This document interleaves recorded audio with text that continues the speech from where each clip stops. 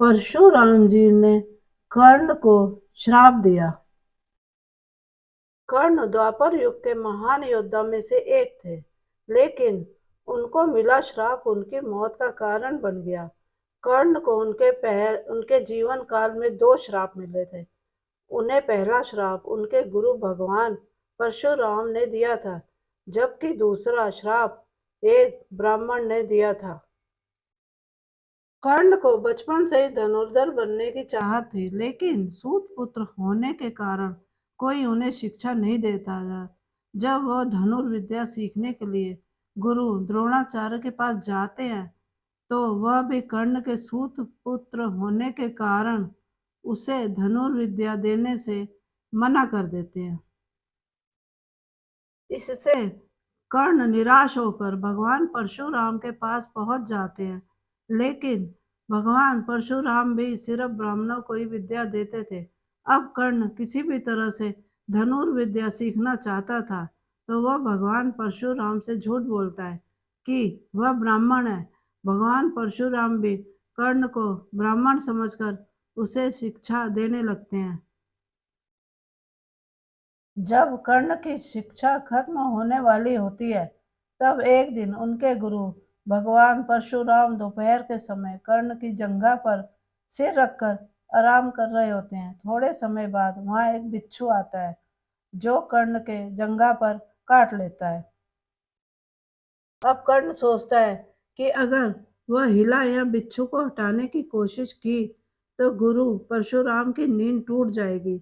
इसलिए वह बिच्छू को हटाने की बजाय उसे डंक मारने देता है। कर्ण काफी समय तक बिच्छू के डंक से होने वाले दर्द को सहता रहता है। फिर जब कुछ समय बाद गुरु परशुराम नींद से उठते हैं, तो वह देखते हैं कि कर्ण के जांघ से खून बह रहा है। यह देखकर भगवान परशुराम गुस्से में कहते हैं, इतनी सहनशीलता सिर्फ किसी क्षत्रिय में ही हो सकती है।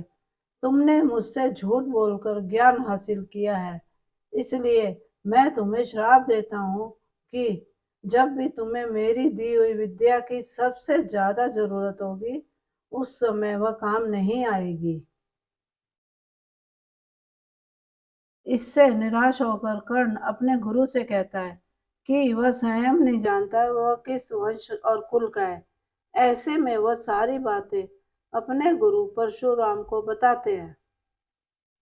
यह जानने के बाद भगवान परशुराम को श्राप देने पर पछतावा आता है, लेकिन दिया हुआ श्राप वापस नहीं लिया जा सकता। इसलिए वह अपना विजय धनुष कर्ण को वरदान के रूप में देते हैं। इसके बाद कर्ण भगवान परशुराम के आश्रम से विदा लेते हैं। इस घटना के कुछ वर्षों बाद एक दिन कर्ण जंगल में किसी अत्याचारी राक्षस का पीछा कर रहे होते हैं। वह राक्षस को निशाना बनाते हुए उसे मारने के लिए बाण चलाते हैं, लेकिन राक्षस अचानक गायब हो जाता है और बाण दलदल में फंसी एक गाय को लग जाता है।